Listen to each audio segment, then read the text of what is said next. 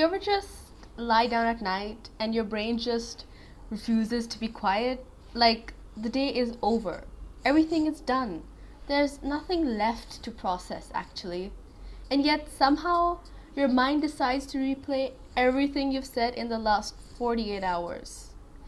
And not even important things. It's just the smallest things, Like a pause in the conversation, a message you sent, a tone that you think might have sounded weird, and a moment nobody else even remembers, but your brain does.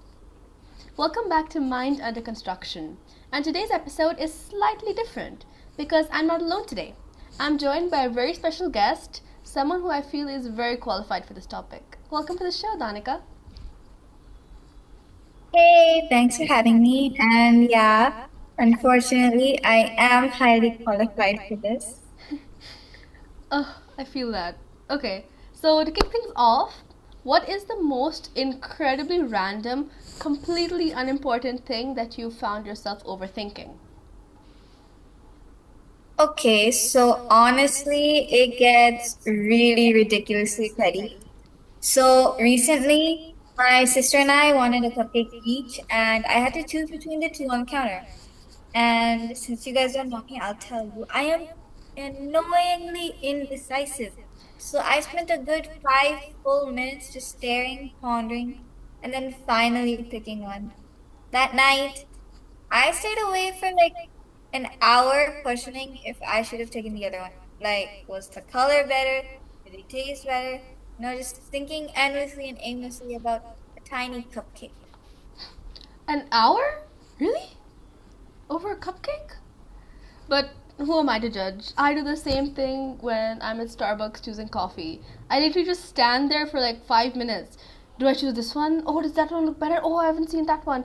Oh, what if I choose that one? And literally, I feel like everyone's judging me, but I just can't make a choice. I just overthink it. I overthink like the littlest things, but at that moment, it seems totally huge. But after that, you realize it's actually kind of funny. So, when you hear the word overthinking, what's the actual visual that pops into your head? Is it like some sort of loop? Is it a static? What is it? So honestly, whenever I hear the word, all I can really think of, and mind you, it's extremely detailed. Um, all I can think of is an iron box with like really valuable things inside, but there isn't any lock on it.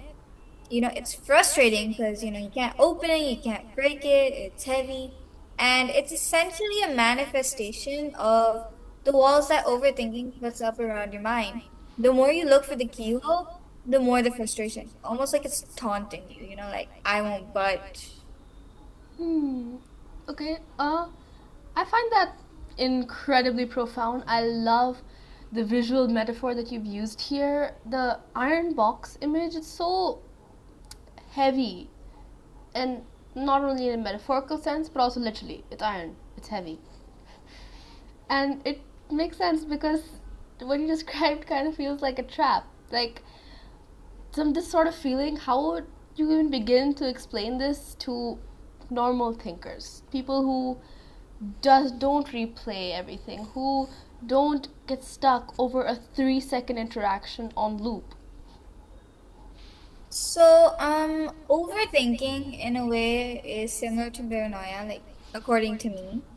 When a person is on edge all the time, that is paranoid, the last thing they want is to mess up or fumble in any way. So, like in such high stress levels, your brain kind of understands and comprehends that there's absolutely no room for error, and it becomes hyper alert.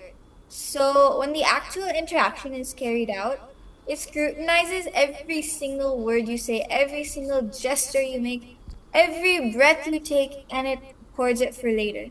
Then, as soon as the adrenaline fades away and your mind is idle again, it pulls out the tapes. It like highlights the tiniest fumbles and assumes the absolute worst of them. What if they didn't like you? What if you hadn't take that tiny breath? Maybe it would go differently. The final conclusion your brain always gives you is always, you're such an idiot. Hmm. I like this phrase you used, the brain pulling out videotapes, and I feel like that's like the perfect way to put it. Because when I think about what you just said, you know, old VCRs, right? Like those old video physical cassette tape things, right? So when you watch a video on one of those, it's staticky, right? It's imperfect. And I feel like it's that very imperfection in the moment our brain pulls out that kind of gets us stuck because the imperfection is what kills us. And it's really what we actually said, right? It's more about the little things. So, do you ever find yourself obsessing over like the tone you used, or do you find yourself obsessing over just the words itself? Okay, so first of all, the tone is everything, at least for me. I remember meeting a professor to present some of my research, and when I got home later, my brain it burst. It started screaming at me because it convinced itself that I spoke a little bit too loud for just a brief moment of the entire 3 hour meeting. I dwelled on it for like hours, completely demoting myself to the point where I literally forgot to eat my meals that day. Overthinking is a curse, honestly. It really is, honestly, and that sounds hard. I hope your first year meeting went well, and it's just, it frustrates you because a 3 hour meeting, I know you, and I know it's impossible that that brief moment was significant enough to realistically ponder over for so long, but we can't help it, right? Yeah. And all this, it just scales up when you bring technology into it.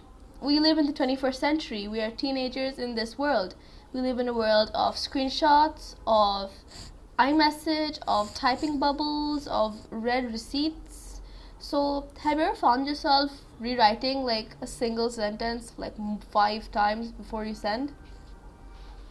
Oh, counted on 4 hands, easily. I am a huge people pleaser, so I constantly feel the need to mind my words so that I don't hurt anyone in the slightest. And I force myself to match the vibe perfectly so I don't seem too boring. On social media, it's 10 times worse. I've taken days to draft a single post on X before sending it. I mean, it can't be too formal, can't be too casual either. It can't have any mention of words that even sound vulgar, but making it sound too clean doesn't sound like a teenager's character either. Like, these are the kind of thoughts that go through my head when overthinking a text or a post. Hmm. It's those typing bubbles that genuinely get my heart to just stop. Like you see someone typing, that it just disappears. Like, excuse me? Hello? What happened? That Why are you gone? And it gets me thinking because did I bore them? Did I say something that offended them? Was I talking too much? Was I talking too less? And it's that silence moment, you know? So, what does your brain do to gap that silence? Okay, so I despise these moments. They are the absolute worst, you know? When the typing starts, you get excited thinking, oh, they want to talk to me. And you think, oh, they actually like me and my character. But the second it stops, like, it is immediate panic. Am I boring? Do they not trust me? Do they not like me? And don't even get me started on red receipts. Those are even worse. You feel ignored for a reason you don't even know. Your brain races like a million scenarios. Am I insignificant? I just need to get a better character. I need to match their vibe better. And you just kind of end up scoldingly punishing yourself for no reason. Yeah, and then you find yourself scrolling backwards to the chat history. Like, have you ever found yourself go back to old chats to try to pinpoint the exact moment a vibe shifted? Because I know I have. Definitely, especially with the friends that I've lost touch over time, whom I still miss. I go back initially for nostalgia, but almost always I end up marking the exact points where we started to lose the spark.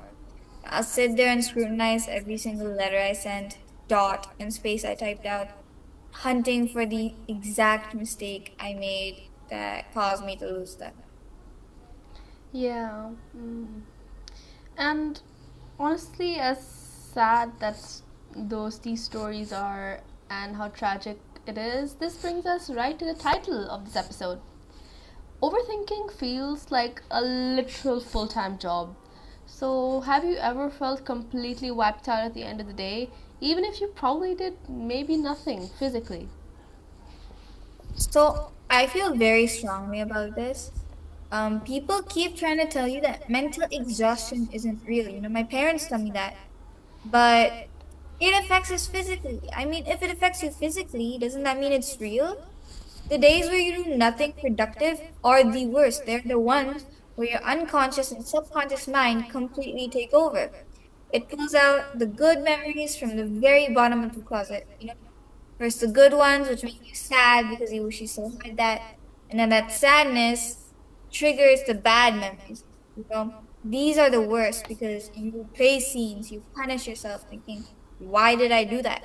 This internal self-criticism, it takes a huge amount of cognitive energy. You are literally burning through your energy just reprimanding yourself. Yeah, and it's this reprimandation that ruins your presence entirely. Like, not only your confidence as a person, as a teenager, but also it's like you're physically there, but you're mentally in another world, like miles away. Hmm. So I've zoned out like a lot of times. I went out with my family once, and I only remember about half the trip because my brain was really worried about why one of my friends left me on red. They scolded me for not staying in the present and being lost. And honestly, they were right. I hated it too. I don't like zoning out and being lost either. Story of my life, honestly. I've constantly be getting told, stay in the moment. Where have you gone? Don't be lost. What are you actually thinking? Seriously, what's going on? And So, yeah. wait, never mind. Okay, so what I was saying is, do you think this intensity is unique to being a teenager, or do you think adults also deal with the same weight? Okay, to be honest, I feel like it hits teenagers harder than it hits adults. And I'll be clear about this. I'm not saying that it always hits teenagers more than it does adults. I don't know what the adult is going through. I don't know what the teenager is going through. It's very possible that the adult is going through worse.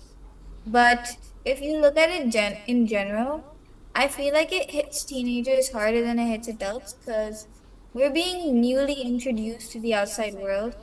And unlike adults, we have no blueprint for it. We have no map, you know. Adults, they've already grown up, they've experienced the outside world, and they know what matters in interaction, so they don't sweat the small stuff.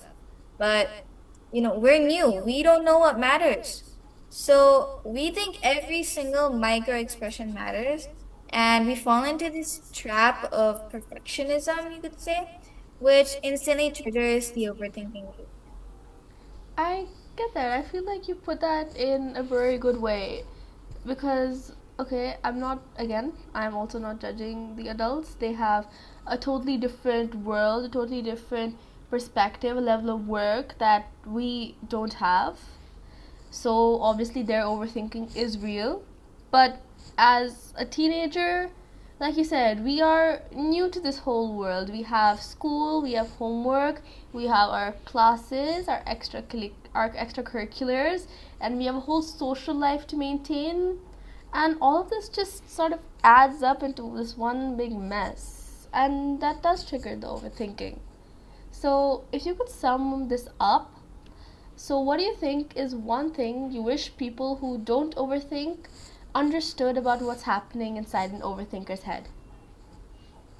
Okay, honestly, I just wish they knew how much we constantly criticize ourselves and how we're genuinely afraid to mess up. We're not just always lost or daydreaming or zoning out. Most of the times, we are actually standing in front of a decision that we made 3 years ago, still beating ourselves up over it. Yeah, well said. Danika, thank you so much for being here and for opening up like this. Navigating a brain that won't shut up is honestly a full time job, but it helps a lot knowing that we're all running the same background loops. So, this is Mind Under Construction, and we're all just a bunch of unfinished blueprints trying to figure out the next layout. Until next time, bye!